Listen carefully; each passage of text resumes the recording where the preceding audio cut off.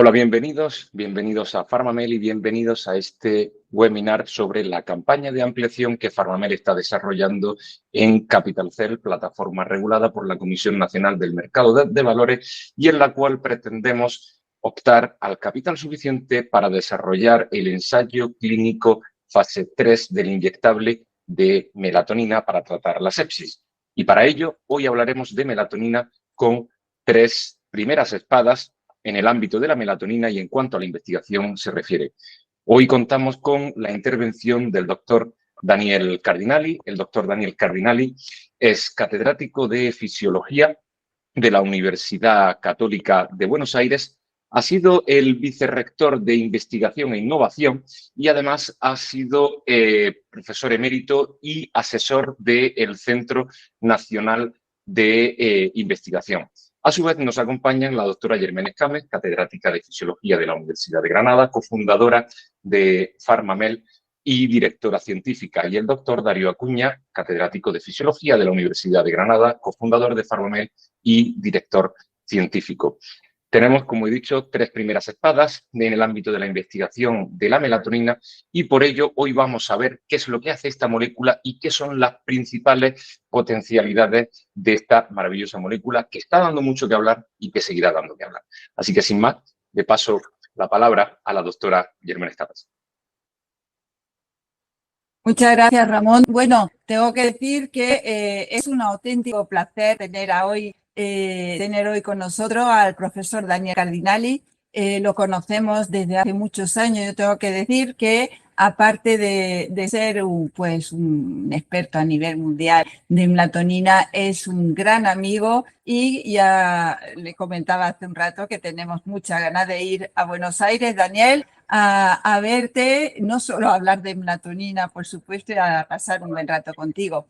Bueno, yo tengo que decir de la melatonina que nosotros, en nuestro grupo de investigación aquí en Granada, llevamos más de 30 años trabajando con la melatonina y es una molécula sorprendente, es una molécula que nos sigue sorprendiendo día a día porque le vamos encontrando nuevas propiedades. Y Daniel, yo te quería preguntar, ¿por qué piensas tú que es una molécula tan sorprendente? ¿Por qué piensas tú que es una molécula que actúa en tantos procesos tan diferentes y de una forma pues totalmente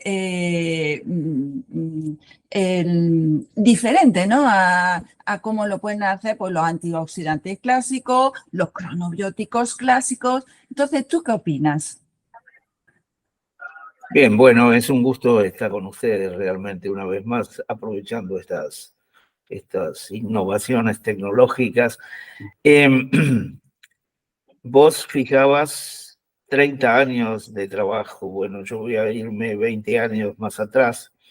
Hace 50 años empezamos con estos temas y lo primero que nos interesó fue el hecho de esta molécula tan particular con una actividad que fue descrita de aclaramiento de la piel de los anfibios y que llegó esa observación de principios del siglo XX, llevó a Aaron Lerner a identificar esta molécula tan relevante posteriormente, pero carente de significado inicial.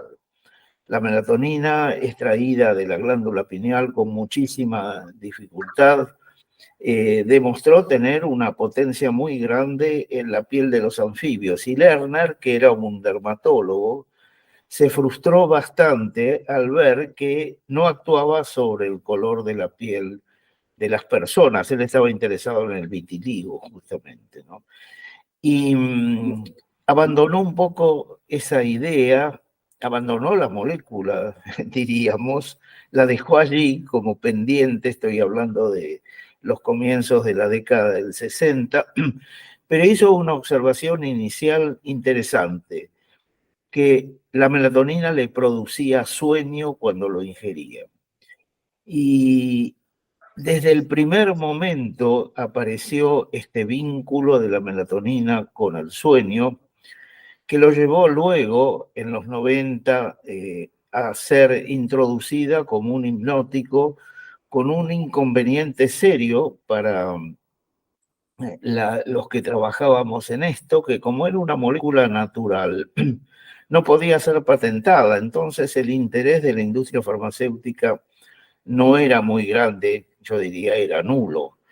Y eso, por otro lado, nos permitió también identificar algunas cuestiones con respecto a la melatonina. Esa primera acción de cronobiótico, la melatonina, sabemos y no hay coincidencia sin ninguna duda que es el prototipo natural de estas sustancias que mueven las agujas de nuestro reloj biológico. Y necesitamos moverlas, sí, claro, en una sociedad como esta, 24 horas / 7 días, tenemos una influencia muy seria en nuestro ritmo sueño-vigilia inadecuada. Tenemos situaciones en las cuales prolongamos el día con luz artificial y esto provoca una alteración muy importante del sueño. Y claramente los cronobióticos tienen un lugar sin ninguna duda en nuestra sociedad. Pero pasó algo interesante con la melatonina, que por su actividad particular antioxidante, que nadie le había prestado atención hasta el grupo de Ras Reiter, muy inicialmente fue la persona que inició con estos estudios, aparece un hecho particular de esta molécula, que es protegida de una manera extraordinaria por la evolución. Está presente en los animales prácticamente desde las células de los unicelulares que tienen respiración aeróbica de ahí para adelante, y en todas las formas de vida hay melatonina, tanto en animales como en vegetales y por supuesto en los vertebrados, todas las formas de vida. Este hecho es un hecho muy particular porque hay muy pocas moléculas que estén tan protegidas por la evolución. Y movió el blanco del interés de cronobióticos a algo que hoy creo que es el gran área de la melatonina, que es su aplicación como citoprotector, su aplicación como antiinflamatorio y por supuesto con toda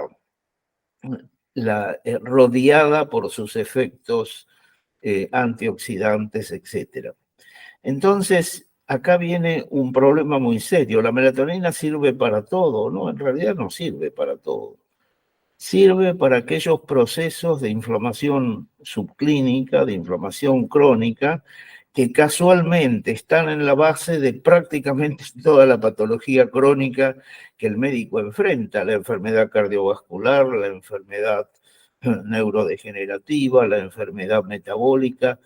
Todas tienen un común denominador, un proceso inflamatorio subclínico, y ese es el blanco de la melatonina. Ese es el elemento fundamental por el cual la melatonina tiene este poder y esta acción en muchas patologías crónicas y patologías agudas, porque los resultados que ustedes tienen sobre la aplicación de melatonina en pacientes sépticos es un ejemplo bien claro de cómo la melatonina ha pasado de ser un cronobiótico y de estar vinculada al sueño a transformarse en una molécula que se hace imprescindible si uno quiere enfocar el tema del envejecimiento saludable.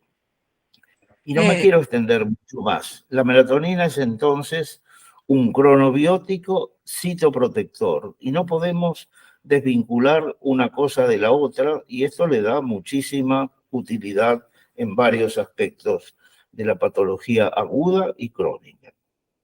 Efectivamente, Daniel, es decir, es un citoprotector que actúa, como hemos dicho, en procesos inflamatorios, pero algo que llama mucho la atención de la melatonina y que a nosotros también nos preguntan mucho, ¿no?, cuando damos una conferencia, es que actúa en procesos inflamatorios donde no actúan, por ejemplo, los corticoides. De hecho, actúa en patologías que al día de hoy no tienen tratamientos y sin embargo estamos viendo que la melatonina tiene unos efectos muy beneficiosos en estos procesos, como la sepsis o incluso la mucositis, ¿no? Entonces, ¿tú a qué le achacarías estos efectos de la melatonina? Que sí, como hemos dicho, que es un citoprotector, pero sin embargo, que otros fármacos citoprotectores que están en el mercado no actúan en estos procesos. ¿Qué es lo que nos diferencia la melatonina de esas otras moléculas, como pueden ser, por ejemplo, los corticoides? Bueno, en primer lugar, los efectos de los corticoides son antiinflamatorios y proinflamatorios, ¿no? Así que ese es un hecho que lo hace bastante inadecuado para compararlo. La melatonina para mí forma parte de una serie de compuestos que por ahora identificaría 3 de ellos, que son endógenos y antiinflamatorios, que es una línea antiinflamatoria endógena. La melatonina, la angiotensina 1,7, que es un elemento muy interesante, importante, natural de toda la cadena renina-angiotensina, y los endocannabinoides. Los endocannabinoides forman parte de este eje y lo que ocurre simplemente es que cuando uno aplica uno de estos componentes, y en el caso de la que se puede manejar por su disponibilidad, por el costo de obtenerla, etcétera, es la melatonina, los otros, y los endocannabinoides también, con toda la problemática que hay alrededor de los endocannabinoides, estamos apuntando a una defensa, línea de defensa que es natural. Yo no consideraría los glucocorticoides en esa línea de defensa, precisamente porque los glucocorticoides tienen este efecto pro y antiinflamatorio en muchas situaciones, y es lo que le da la personalidad a la melatonina. Es evidente que la clínica va dando todas las pistas de que la cantidad de trabajos experimentales que son abrumadores, en este momento alrededor de 33.000 trabajos alrededor del tema de la melatonina, y el tema de la melatonina como interviniente positivo en prácticamente todos los modelos experimentales. Uno tiene que rastrear mucho para encontrar modelos en los cuales la melatonina no ejerza este efecto antiinflamatorio. Por eso lo hace tan particular, por eso lo hace casi necesario como forma de vida en el envejecimiento saludable. Y esto nosotros tenemos experiencia de muchos años con la melatonina como medicamento. Muchas gracias, Daniel. Yo creo que ese es quizá el aspecto importante de la melatonina. La melatonina es endógena, ejerce esas propiedades antiinflamatorias normalmente para mantener el organismo en una homeostasis, en un equilibrio entre las funciones de su sistema inmunitario, pero cuando hay una agresión al organismo, nosotros necesitamos utilizar unas dosis más altas de las que nosotros normalmente podemos medir en plasma. Se suele hablar de que esas son las concentraciones fisiológicas, pero realmente sabemos que no es así. Para ejercer esas propiedades necesitamos unas dosis altas, en función quizá del grado de la injuria, del grado del daño inflamatorio, porque no es lo mismo una enfermedad inflamatoria crónica que una aguda como la sepsis, donde se dispara todo el sistema inmunitario. Entonces, a partir de eso, de todas esas propiedades, nosotros usamos la melatonina intravenosa para un ensayo clínico en fase 2 en sepsis, precisamente, que es un ensayo con un número relativamente pequeño de pacientes, 29 pacientes, unos con melatonina intravenosa, otros con placebo, y bueno, los resultados fueron muy positivos. Esos resultados se publicaron y avalan todo aquello que se ha hecho en modelos experimentales, las propiedades antiinflamatorias de la melatonina en esta patología que, por otro lado, tiene una mortalidad muy alta en la UCI de cualquier país del mundo, por encima del 25%. Entonces, la idea que tenemos aquí, que estamos discutiendo, es que en vista de todas estas propiedades, en vista de este efecto significativo en un ensayo en fase 2. Nuestra idea, la idea de Farmamel, es hacer un ensayo clínico mucho más amplio, en fase 3, para efectivamente demostrar la especificidad de la melatonina, la capacidad antiinflamatoria y, lógicamente, lo que se extrae de una fase 3 es verificar dosis farmacológicas y terapéuticas para esta enfermedad en la clínica. ¿Tú cómo ves esta aplicación de la melatonina en este ensayo clínico en fase 3? Bueno, sin ninguna duda es un área de una trascendencia extraordinaria. Lo estás diciendo con respecto a simplemente la cifra de mortalidad que tienen estos pacientes.